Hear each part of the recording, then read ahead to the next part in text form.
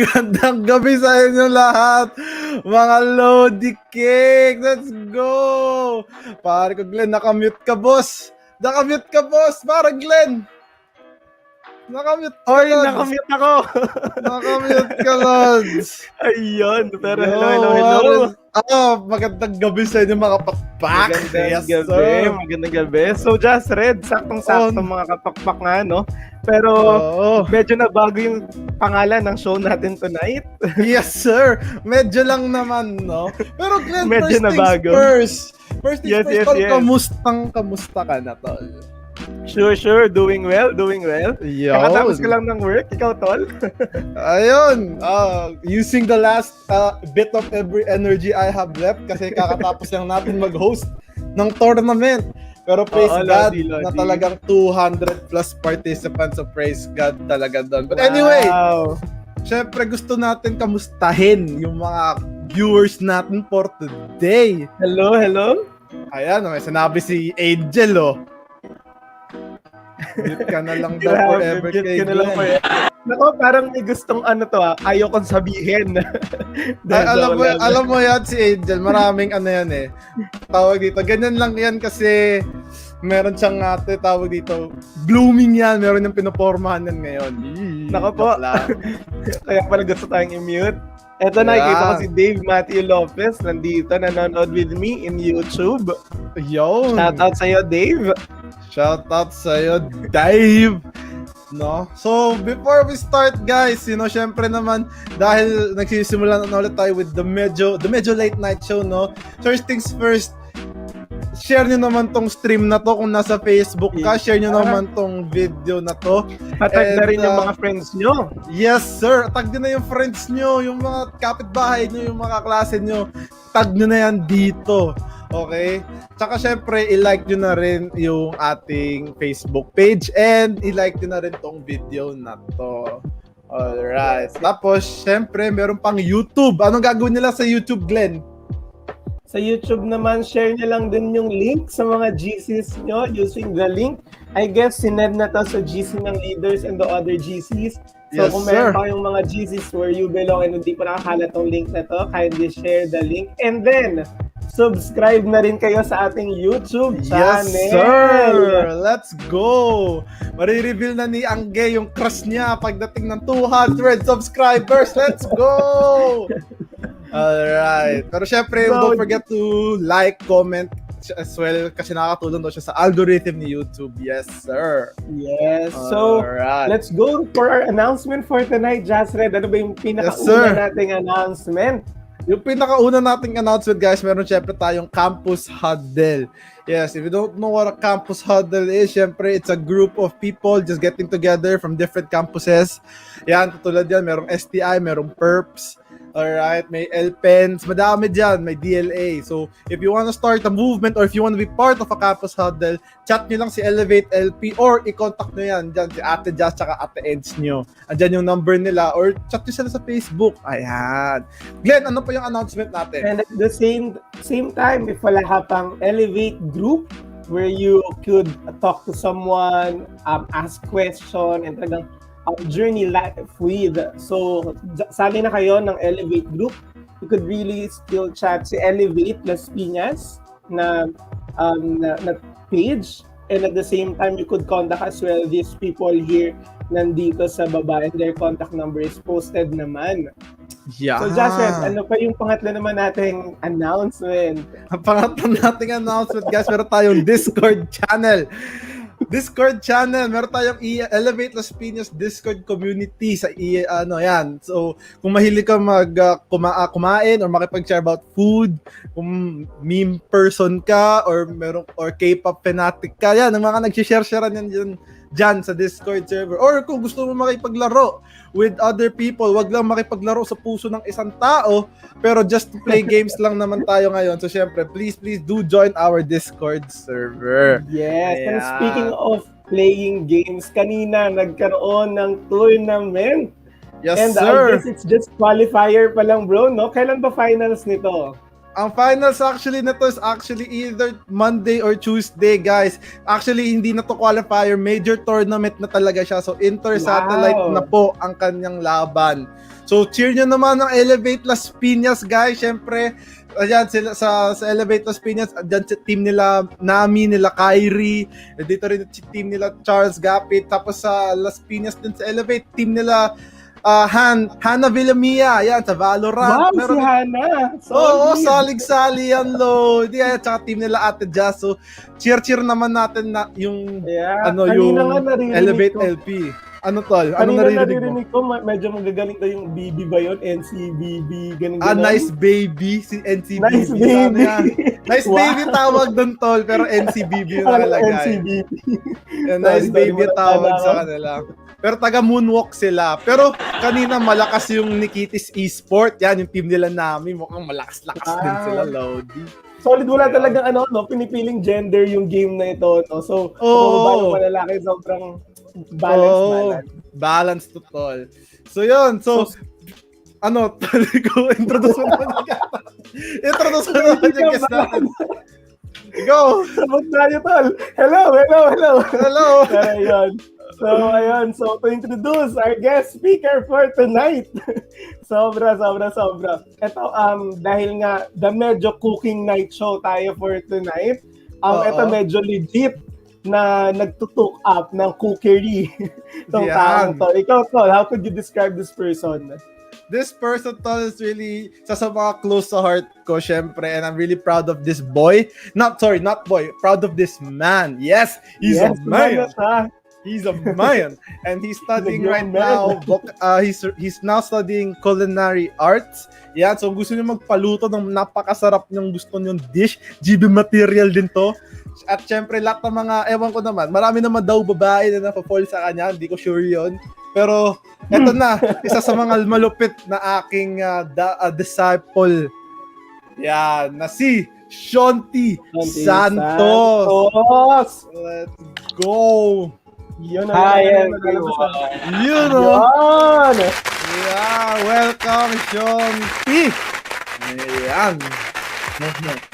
First time. Actually, kaya nandito tayo, Shonty, pag-usapan natin for tonight is about twice.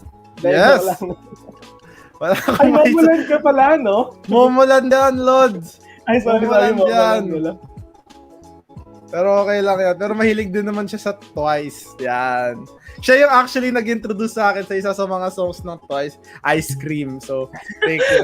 Shonty, may nagpapa-shoutout sa'yo. Shoutout mo naman. Shoutout daw. Ayan. Hi, Shoutout mo daw. okay. Thanks again for that work. Ayan. Hi daw. So, alright. Without further ado, brother, ano ba pag-uusapan natin for tonight? So, syempre, saan ba iikot yung usapan natin? Ayan, syempre, medyo the medyo cooking show naman to. So, yung medyo doon, hindi naman talaga kami magluluto. Pero, we're gonna talk about, yun nga, cooking. Why is it good? Ano ba yung pwedeng gawin nating training or process or techniques? Kaya kailangan namin ng student of culinary art. Yan, yung talaga magluluto, which is si Shonty Santos. So, Shonty, first things first, sa tingin mo, bakit kailangan magluto ang isang tao? Ayan. Okay, before I speak, the comment section, please stick to me. I'm first time in the live stream. So, I think what's really important in cooking is that it's really an important skill for all of us. You know, for me personally, as an opinion ko, parang halos lahat ng mga lalaki hindi marunong magluto. So I think totoo yan. I think based on my observation, I think that's true. So I think if a man knows how to cook, it's a wonderful skill. It's a unique skill. That's what, you know. Isang check mo sa GB material. Yeah, tama. By the way, sa mga di po alam, marunong po kaming tatlo dito magluto. So baka lang naman. GB, are you there? Hello? Yung number ko po, 0935. Yeah, yan yung gusto ko. Alright. Ano pa, Sean? Ano pang pwede natin? Bakit kailangan magluto isang tao? You know, personally, I think it's one way to survive. You know, it's one way to survive. You know, if there's no one, if there's no anyone to cook for you, kung kunwari single ka, nasa Ay, sakit. Anyway, if you're single, tapos you know how to cook, you know, it's not just a skill, but it's also a stress reliever, you know. Ayan, Totoo, yun. yan. Ganda, Totoo ganda yan. na sinabi ni Shonty Ganda dun, na brother. Oh, tol. That Na, cooking talaga is something na where you can vent out your emotion. You yan, can tama yan. talaga, stress reliever. Alam mo ba yung, siguro, personally, whenever I cook, there are times na talagang troubled yung minds ko, you're so anxious of the things around you. Pag nasa kusina ka kasi, isa siyang way na parang you're, on another dimension, na parang Totoo, ikaw lang yung nandun, totoo. you're concentrated on what you are doing. Oo. And then, ang maganda pa dito kasi, bro, when you're cooking, there is a reward at the end. Kasi alam mong, may finished product, may makakain Oo, ka. totoo yan, totoo yan. I agree. Ako, question guys, curious lang ako, pag nagluluto ba kayo sa isang kitchen, if you're cooking in the kitchen, gusto mo ba may kasama ka doon kahit naghuhugas na siya ng dishes, or mas trip nyo na mag-isa lang kayo sa kitchen? Shonty, start mo na tol. So, do you prefer being alone in the kitchen, or you're okay with people just coming in and out of the kitchen? For me personally, I like working alone. That's the lonely part. Pero there's one thing that I learned in culinary is that teamwork is key. So Yes. I'm still trying to develop that because I like working alone. Like being a loner is life. So I think for me personally, just cooking alone it hits the spot. You know what I mean? It hits the spot. Ikaw, Glenn. On an older perspective naman. Siguro kasi nandun na tayo sa age that malapit na tayong mag-asawa. Charot. Yan. Dinideclare na natin, Glenn. I'm so student. Pero, for those who are watching, it is a really good training din to train other people. So parang for your family to be involved, especially kapag medyo tumanda ka na nga and all. Tsaka bonding din siya with your family. So for example, you know the steps. That's why it is really important na alam mo yung step by step when it comes to cooking.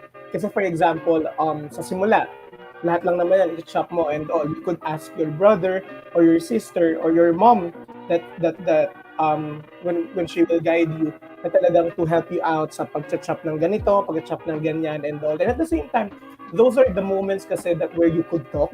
Kasi hindi naman siya like talagang kailangan mo pag naghihiwa ka ng isip mo and all. Pero hindi But yun yung way na pwede kayo makipag-communicate to other people. So I guess, ako, I prefer, there are times that I prefer alone. But most of the time, I want for me to have somebody in the kitchen na makausap ko. And at the same time, pwede mo siyang matanungan, okay ba tong lasa? What do you think? Parang yun. Ikaw ba, brother, pag nagluluto ka? Especially sa IG mo, nakikita yung mga IG mo tol. Tol. Ako, I prefer, honestly, same combination. I prefer working alone or cooking alone. Kasi doon ako mas nakakaisip na parang, okay, how many do I still need more? Okay ba siya? Kumbaga, I'm just, like what you said, di ba, kanina, na parang when you're in the kitchen, you kind of feel like nasa ibang dimension ka. So, parang yun din yung nararamdaman ko din. Parang it's like my place of quote-unquote solitude, siguro, na makapag-isip. Yan. Just big word. Pero yun nga, para siyang para makapag-isip ako and just, yun nga, relieve stress. Although minsan there are times like you din, although sobrang bihira to as in, na tawag dito, I would see my mom magsisimula magluto. Tapos sabi ko, sige matulungan na kita, tapos mag-uusap kami. Na yun nga, mag-usap, house things, house life, sinishare ko din sa kanya syempre yung mga love life ko, ganyan, sino yung mga inaay ko, yan! So, the joke na. Yung mga nasa comment section pa, baka meron din sila mga experience. Ito, sabi ni GBAPH, tsaka masarap talaga mag-experiment sa cooking. Nakaka-satisfy, siserve mo po family mo and future fam mo. Yes, totoo. Alam mo, this is the benefit of altruistic cooking. So when you say altruistic cooking, it is a selfless cooking where you will cook for other people. Yeah, so it really brings benefit to your yourself as well as an individual. Yeah. So, baka yung ibang mga natin, ibang YouTubers, comment section. Yan. Comment section natin sa Facebook. Baka meron silang kitchen experience. I mean, sino ba, ito magandang question sino ba yung nagturo sa inyo? How to cook? Actually, totoong question yan. Okay, simulan na natin. Sean, sino nagturo sa'yo mag-gusto? Meron din kayo. Sa comment section din. Please share us who taught you how to cook. Ikaw, Sean, who taught you how to cook? Well, I think it boils down to my mom, you know? Mom? I think we can all agree na yung our moms or anyone who can cook or your dad or our dads, you know, I think that's where it boils down. Siguro, I think my mom is the number one inspiration when it comes to cooking. Also, number one and number two would be ratatouille. Ratatouille would. Ratatouille. Ratatouille. Anyone can cook nga naman. Wow, that wonderful quote by Gustav, you know. Yeah. that has been in my heart for so many years, and blessing that I can finally cook, you know. So again, number one, your mom talaga. So appreciate your mom because you know you learn a lot from her, especially in the kitchen. Yeah. Alright. Ikaw pare ko bago tayo mag-up ng question sa comment section. Ito maganda tong sinabi ni Kuya Jer kanina, speaking of mas may freedom daw sa cooking compared sa baking. Sa cooking pwede mo adjust. Yeah, I agree. Sa baking pag sinalang mo na sa oven, no turning back. But ang difference kasi is that ang mahirap kasi when it comes to baking, prior to baking itself mo i-experiment lahat So sobrang patience din na parang sobrang ganda nung paano ba to? Nung thrill na at the end mo malalaman, okay ba yung ginawa ko? Di ba okay yung ginawa ko yan? Kasi like sa cooking, from time to time nagigets na titikman mo Ano yun, tol? Totoo. Sasabi ko lang is, ang mahirap lang din kasi sa baking is, hindi siya tulad ng cooking na kailangan pwedeng bara-bara lang. Yun yung sabi ni Jer. May sa baking kasi kailangan exact measurements per ingredient pa. So, patience and tedious siya, pero I'm pretty sure same din siya, satisfying in the end. Alright. I agree. So, for those people na mas creative, perfectionist. I mean, perfectionist. Like, ito lang yung gagawin. Nakaset na sa utang na gagawin and all. Cooking hindi What's your take about that, baking versus cooking, Shonti? Yeah, to be honest, I really don't appreciate baking. It's one thing I'm very, very bad at. Kasi again, going back with what Kuya Jer and Kuya Jel said, everything has to be precise. You have to learn how to become a perfectionist in baking because there's really no turning back. You cannot add ingredients. It's back to zero if you fail. So that's really a back-breaking. But in cooking, you just enjoy and familiarize the ingredients. If it's too salty, add sugar. If it's too sweet, add salt. It's just like that. So for me personally, I still prefer cooking kasi it's fun, less stress. In a way. Pero meron din kasi siyang principle in itself when you're a good baker. Feel ko when you're a good baker, kayang-kaya mo rin parang magiging keen ka to details pagdating sa pagluluto. So yun yung siguro pros ng pagbe-baking. Yeah. I mean, the only thing I've baked so far, share ko lang was brownies. Yun ang pinakakaya ko. That's the first thing I baked. Eto, sabi daw ni Brian, pag baking kasi parang life yan. Kailangan careful ka sa decision mo. E makita mo yung result sa dulo. Nag-bake na ako dati, tumigas yung crinkles, kaya sa ulam na lang ako. Ayan. Thanks. Salamat sa insight. Din talaga yung baking kasi at the end talaga yung result. Pero ikaw ba din, sino nagturo sa'yo? Ako, ang nagturo sa akin, actually, ang nagturo sa akin first was yung very long time katulong namin. Ang first dish na tinuro sa akin was sinigang. Tapos, parang tinamad na ako nun after. Ayoko na. Tapos si mom naman nagturo ulit about baking. Tapos tinamad na naman ulit ako. Pero siguro yung nag-boost ng inspiration in terms of cooking, siguro is yung watching MasterChef and Gordon Ramsay. And then, na-inspire din ako sa tito friend ko. Parang family friend na tito. Si Kuya AJ. Si Tito AJ.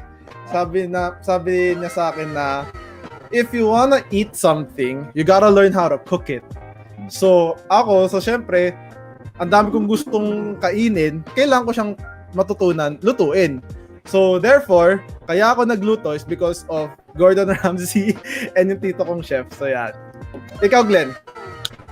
Ako naman kasi everyone here at the house, marunong talaga silang magluto.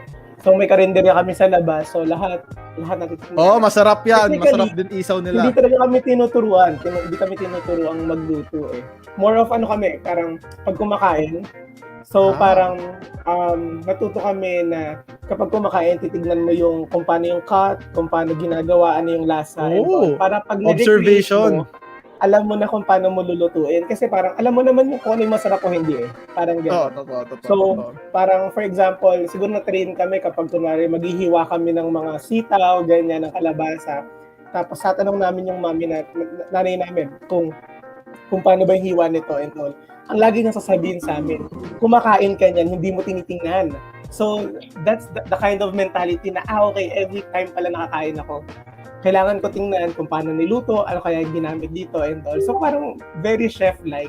So, wala kami talagang proper training. Pero, galing lang na marunong kami, natuto kami. And at the same time, siguro laking tulong lang din ng YouTube na nowadays, cooking show as well, na nandun eh, may directions and all. So talagang kanya-kanyang tansya na lang ng tikim. Just like last time nga, nagluto ako ng kare-kare and first time. And sabi ko, pwede na. solid. Alright, meron question. Ito pala, si Sheila. Ano pong advice nyo pag magluluto ng fried chicken na leg part? Sean, any advice how to cook fried chicken leg part? Okay. Yan, technical stuff. I think I have one. I think before you cook, you have to be careful with your defrosting. No, you need to make sure that your meat is very, very dry. Yeah, you need to make sure that there's no ice, there's no water. Make sure because it's going to really ruin the meat in a way. I forgot that term, but even in the temperature, like it has to be room temp dry kind of thing. Room temperature dry.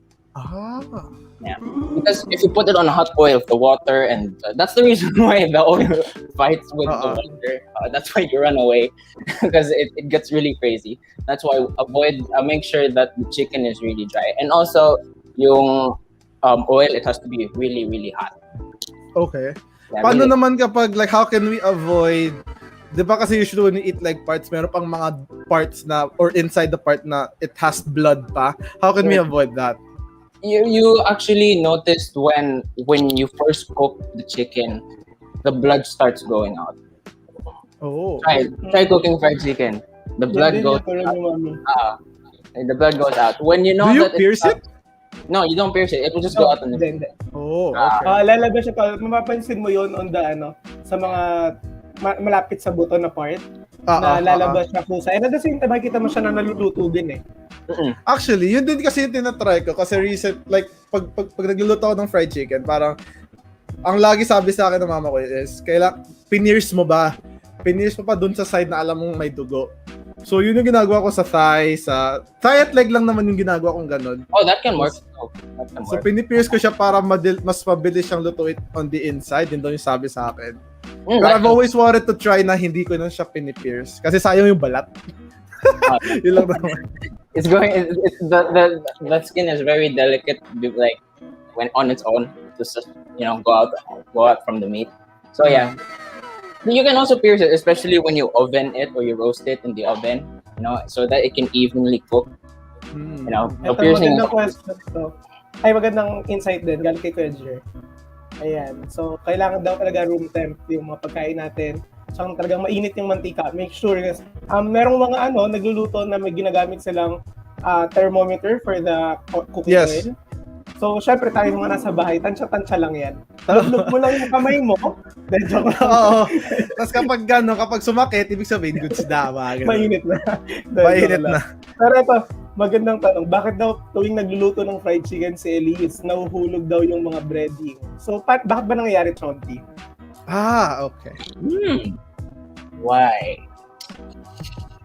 Well, if you use breading, you have to make sure na you have to clean the excess kasi usually correct me if I'm wrong but this based on my understanding, usually that is important for you to remove the excess because it will separate eventually. And it's going to burn the oil. Possible din kasi tol na hindi moist yung chicken itself. That's why 'di ba kung mapansin natin yung mga barbecues na mga baby ribs, ganyan and all, nilalagyan nila ng mustard. So somehow may pangpakapit and all. And the taste naman ng mga breading and all, it's either egg Egg, Or, yeah. diba? Yun yung usually na ginagamit. Actually, yun nga din yung ginagamit ko. Parang, di ba, syempre gusto natin crispy yung chicken natin. So, ang ginagawa ko is once na iluto ko na yung chicken, seasoned na siya and everything. Ang ginagawa ko is, hinahanda ko na lahat. So, meron akong flour, egg yolk, tsaka breading. Tapos, siniseason ko yung flour ko with pepper and smoked paprika. Yan, mga ganon. Para konting spice. Minsan kapag feel ko gusto ko ng mas maanghang pa ng onte, nilagyan ko pa ng red pepper. Red pepper flakes. Tapos, ang ginagawa ko is, flour, kasi medyo wet-ish na yung chicken in a way. So, flour, and then egg yolk, and then breading. So, dapat magsistick na siya nun. Tapos, like what Chonti said, tanggalin nyo yung excess or else magsiseparate siya sa mismong oil and then magkakaroon ka ng burnt smell, mga ganon. So, ngayon right now, pinag-usapan na natin yung mga technical stuff about sa pagluluto. Paano ba tayo natitrain in cooking? Kayo, personally, paano tingin nyo kayo mas gumagaling or paano yung proseso when it comes to talagang feel nyo, mamamaster nyo na yung cooking? Good question. Ako Ikaw, siguro, Sean. Ay, sige. Sean. Si Sean muna. Guess natin si Sean eh. Okay. I think one thing is really don't underestimate yourself, because that's one of the main reasons why you underestimate yourself. And I think kasi it's a blessing na ngayon na we're in a generation that you can actually just search lang sa Google, no? I think we just got to explore talaga. I think one advice I can give you is if you're going to make a specific dish, don't just focus on one recipe. Try to compare other recipes so that you can actually have an idea. Kasi one recipe, if you're too focused on that recipe, minsan it can either, fail or not.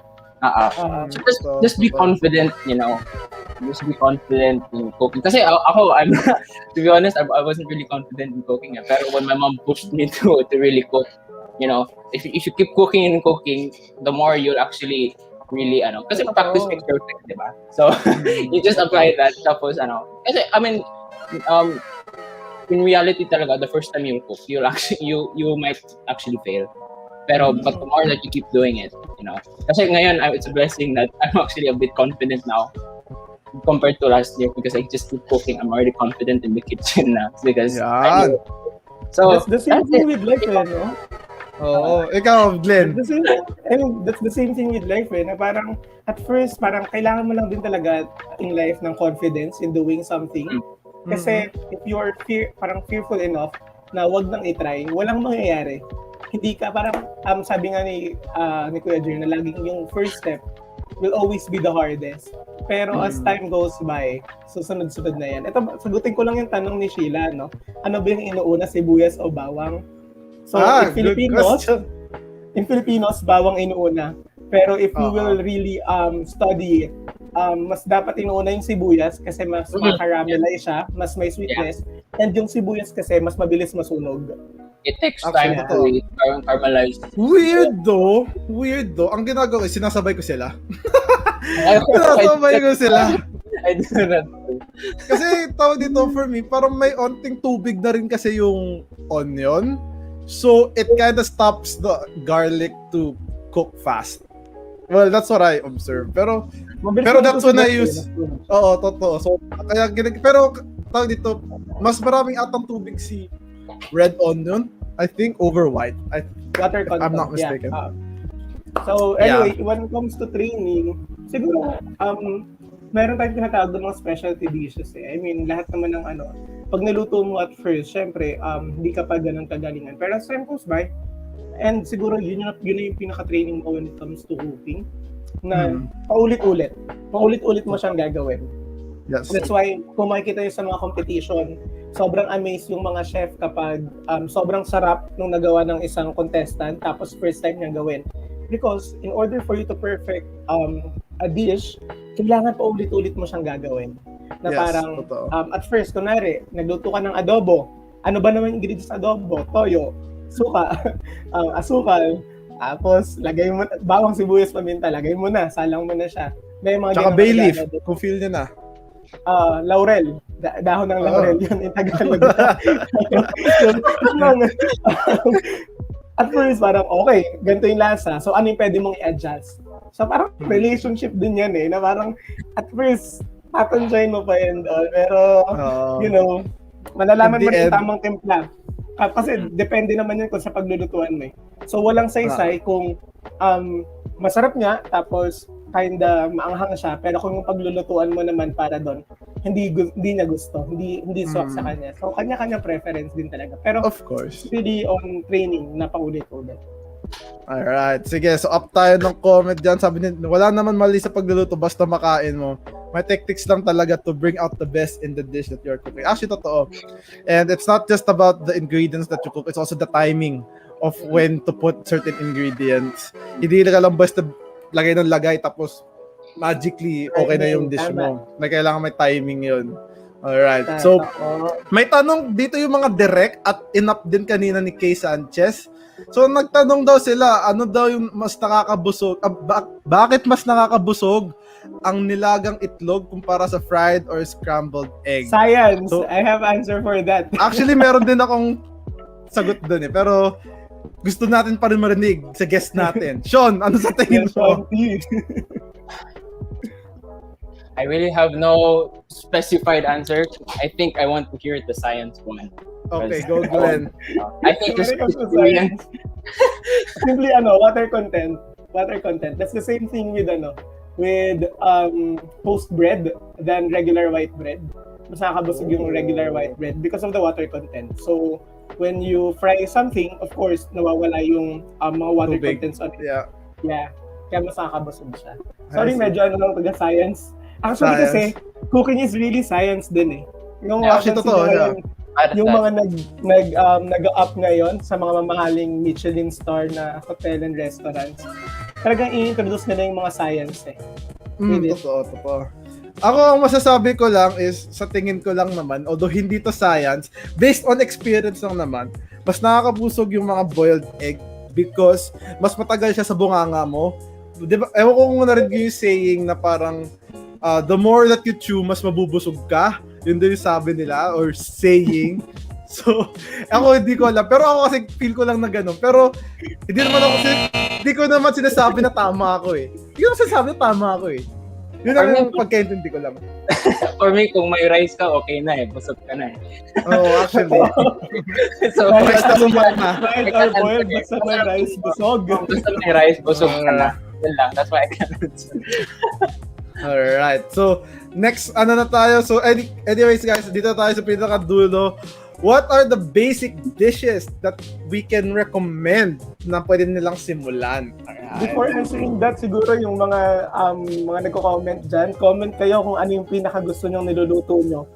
Or pinakagusto nyong niluluto para sa inyo. Ate Edge, Pedger, comment down below. Ikaw, Shanti, ano yung mga dishes that you could, Karay-karay. Karay-karay? Shanti, what's the secret with kare-kare? Ayun. Ako akaluto ko lang din na kare-kare. So, ikaw, anong secret sa kare-kare talaga? The secret, add more peanuts. It will do wonders. Ayun. Buhat na lang, di ako marunong magluto ng kare-kare kasi ayaw ko talaga siyang lutuin. Alright. Pero kung gusto nang maging future crush ko ng kare-kare, no choice ako. Kailangan ko siyang paglutuan ng kare-kare. Yun talaga eh. Minsan, same in relationship, kailangan mo mag-adjust. Compromise. Ikaw, Glenn. Ikaw, Shanti ba? Ano ba pinaka-favorite dish mo? Ano niluluto? You know, I really don't have a specific favorite dish. Basta lang kung may kanin, I'm already happy na eh. But I'm a meat person, so I think steak would actually suffice. Oh, a man of culture. Rich man of culture. Alam niyo, nagtitikman ko palang steak, barbecue steak, tsaka burger steak ng Jollibee.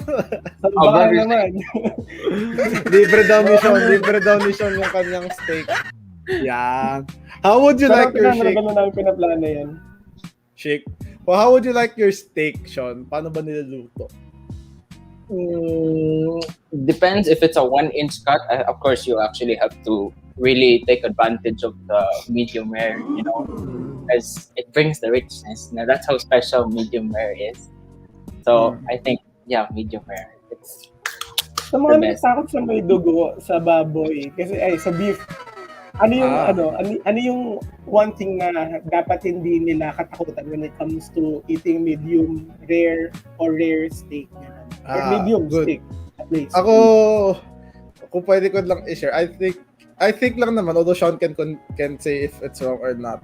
Iba kasi yung ini-intake na food ng cow versus pork and chicken, I think, if I am not mistaken. So, mas clean it technically si cow blood. Pero, if you still don't wanna eat blood sa steak nyo, I suggest don't go for well done. It kind of just ruins the whole thing. So go for medium. Barbecue na medium well. tawag doon, tol, pag well done. Mag-fried chicken na lang kayo, ganun. Hindi daw dugo yan, sabi ni Kuya. Yeah, it's not. Hindi daw ba sa dugo? Siya, Okay lang. Willing naman ano ako. ba tawag Entertain doon, ko pa rin. Anong tawag ba doon, Shanti? Since ikaw yung may favorite. I actually don't know the term of that. I did not actually tackle that pa. So, but learning. I think Ranger knows this. Yeah. Okay, there you go. Myoglobin. Myoglobin part siya ng muscle na yeah. Myoglobin. Myoglobin. Parang blood. Let's go, Glenn. Anyway. Okay, ikaw naman, Glenn. Sa muscles. Anyway, so sa akin siguro kung magluluto ako, pinaka-komplikado ko nung na-try yung kare-kare last time. Pinaka-simple for sure, yung mga prito and adobo. So kung first timer ka, beginner kang magluluto, try mo muna yung mga paprito-prito, tapos palagyan konti ng salsa and all. Actually, ito, yung key, yung menudo, afritada, mechado, kare-kare, halos lahat yon kasi tomato base yan eh. So halos lahat yan pare-pareho. Iba-iba lang yun ng protein, iba-iba lang din ng meat. May nilalagay lang na konting dagdag ng lasa. Pero from that parang same lang siya kung paano lutuin eh. So yung mga ganong basic, pwede nyo siyang itry. Tapos dun nyo ma-differentiate, ito pala si mechado, ito pala si afritada, and all.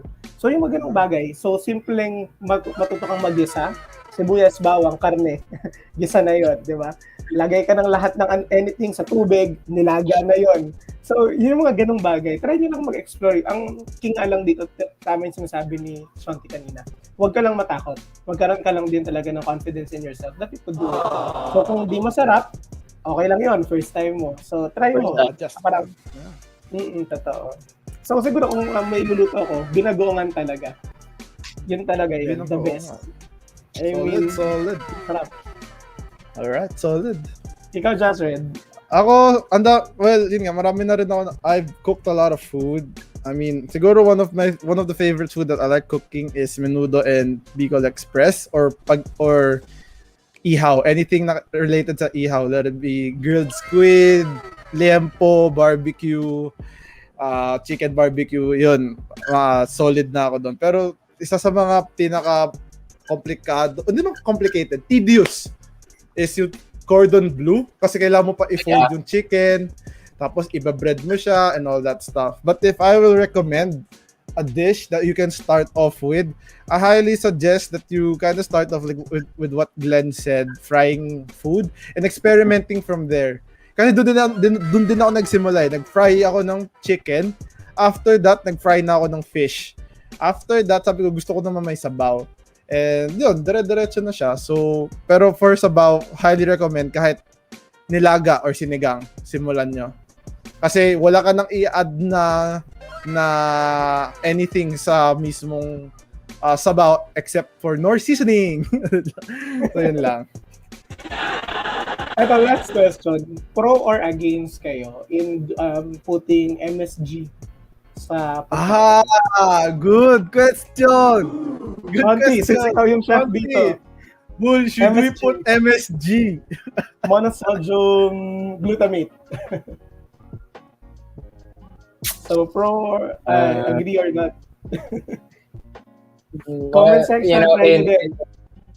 Putting I think betchin, Ajinomoto. in the culinary perspective, I think MSG is the super discouragement. We are taught not to. But in a personal opinion, I think especially in frying, I think using yung mga sinigang mix or ganun, mga nor, don't be afraid to use that because it actually makes you confident in cooking even much more better. Don't be afraid to use nor or MSG. Kasi you're not experienced pa sa mga sa mga spices. So start off with MSG or nor, then you'll get the hang of it kasi nor is such a good support in cooking. So I think I cannot live without that. So ayun, just use nor and you'll be confident. Yeah. I support the MSG. Ikaw, Jasred. Ako, technically, it's weird. Against ako sa MSG, pero ginagamit ko pa din siya. Yeah. Kasi be against it. tawag dito, ang takot ko kasi, isa lang naman yung dish na nilalagyan ko ng MSG, yung magic sarap. Na nilalagyan ako sa isa sa mga sauce ko kasi hindi ko ma-achieve yung certain sweet and saltiness ng isang sauce. So, ayoko naman dagdagan ng salt, ayoko pa naman dagdagan ng butter or whatever. So, sabi ko, the MSG ko na lang. Kasi, yun nga, mas mabilis. Pero kung kaya ko naman siyang lutuin ng walang MSG, hindi ko siya lalagyan ng MSG. So, yun. Actually, Ikaw, yung Glenn. MSG kasi, kaya lang na ba natin siya nilalagay is for the umami taste. If familiar kayo. Di ba meron tayong sweet, sour, bitter, salty na taste buds. And parang in the 21st century, na-discover na may umami flavor. And siguro, ako, agree naman ako when it comes to putting MSG. Pero sinasabi nila na masama daw sa health and all. Pero if sobrang conscious ka sa health mo, you could still get the umami flavor naturally, like sa mga mushrooms. Tama ba ako, Shonti? If I'm not mistaken, napanood ko lang to sa YouTube. Oh my God. Pero merong mga umami taste from mushrooms and other stuff na pwede mong pagkunan naturally ng umami taste. Kung yun lang may habol na. Pero kung mas masarap eh. Agree? Totoo. Di ako maatras sa ganyang statement. Yeah. Alright, so I guess that's pretty much it for today. Tamang-tama, kakatapos na ating segment for today, and I hope you guys enjoy our segment today. Sana ginutom namin kayo kasi kami nagugutom din ako. Siguro, just right before we end, baka naman may last na oo naman.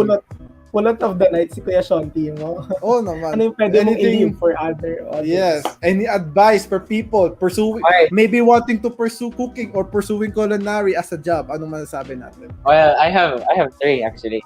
What I learned in culinary is number 1 talaga. Learn before you cook. Learn how to mise en place, which is basically put in place all your ingredients, all your kasi it will actually be your safe ground. Kasi it will make your life easy when you prep all your ingredients into one area. I suggest buy a lot of bowls or mga Tupperware, just for you to prepare your ingredients, your spices, because time really affects your cooking. So if you're not going to do mise en place, tapos you're just going to cook immediately, you're still going to get a lot of ingredients. Now, that's really going to affect your cooking. And the second one would actually be sharpen your knife. It's one thing that my chef would always tell me and would actually tell us to make it a habit before and after cooking. Sharpen your knives. You can buy yourself a sharpening rod or because it will save you from actually cutting your fingers. That happened to me so many times already. But when you sharpen it, it will Mas help you. Mas madali mag-sharpen yung knife, Shonti, no? Mas mabilis na putol yung daliri. Yeah. But yeah, sharpening your knife is very, very helpful. So don't be afraid when your knife is very sharpened, because it will actually help you avoid getting cut. And the last one would actually be buy yourself a meat thermometer. Because that way, kasi especially if you're making like mga steak or kahit ano lang, kahit mga fried chicken, you know, just search on Google on what is the preferred temperature, you know, and once you have that meat thermometer, you know, it will actually help you. I tried making that into a habit in using a meat thermometer, and wow, I started getting confident in making meat, especially steak. So ayun, that's all I can share. And also just be confident, in cooking, because it's a really fun skill to do. So you don't need to be a chef. You don't need to and also one I got one last. In cooking, especially when your mom cooks, really take that as an opportunity to learn. Especially that it also adds a good moment, and Yes, sir. that you will actually really learn a lot. Especially if your mom cooks or if your dad cooks, you get tips from them because they really know how to cook. So that's it. Yeah. All Oh, right. that's red. What are the things that you could done naman? Share to our audience. Last statement. Last statement. Enjoy niyo yung pagluluto. Hindi siya nakakatakot. Huwag kayo matakot matalsikan ng mantika kasi it will make you stronger. Yeah, ganun lang yan. Okay na yan? Ikaw, Glenn. Sa akin siguro, last naman is cook for other people. Magkaroon ka ng reason why you're going to cook. And at the same time, every food na nasa plato mo, magpasalamat ka and be appreciative to the people na nagluto nun and to those people na nag-provide nun. So, yun lang. That's it for tonight. Yes, I that's it for guess. tonight. So, before you go, thank you so much again, Sean. I hope you enjoy the rest of your evening, mga Lodi Kit. Okay? Alright. Bye, Sean. Bye And, bye everyone. Bye, y'all. And as we proceed with our announcement, Lodi, ano ba yung unang announcement natin before we end? Ayun. So, ito na nga yung pinaka-excited natin na bagay for next week. Magkakaroon tayo ng the next anniversary! So, this coming Wednesday, 7:30 p.m. by Zoom. Magkakaroon tayo ng 1 year, first year anniversary of Connect. So, if you have friends, classmates that you want to invite and pray with us, this Connect would be different for sure because it would be a big event for this Wednesday night. And at the same time, on that day, we will pray as well for the Elevate Unite. So, Jasred, what is our next announcement? At dahil sinabihan mo at dahil sinabi mo kanina about Unite, syempre we are gonna have our Unite 2021 this July 3 at 3 p.m. at the Elevate main Facebook page and YouTube. So sa mga dito, syempre, alam mo, nakakamiss din talaga honestly yung physical na Unite kasi doon tayo sa MSC Complex. But this time, so kahit hindi siya physical pero online siya, we are gathered, Elevate nationwide to watch and to just be together and bond with each other satellite, guys. Meron daw atang pa-challenge. Sabi daw nila, at sasali daw si Jonathan Olanyo. Sabi daw magti-TikTok daw siya na dance challenge. Go lang on that. Sabi mo daw yan. Unite Dance Challenge. Yeah. Alright. But before that, meron pa rin tayo mga Saturday activities. Like Yes, first sir. up, yung link up natin tuwing 3 p.m. So, Yes, sir. in order for us na hindi naman ito, just correction, wala na tayong 17 p.m. where we alarm our phone to pray. Pero tuwing 3 p.m. na to every Saturday.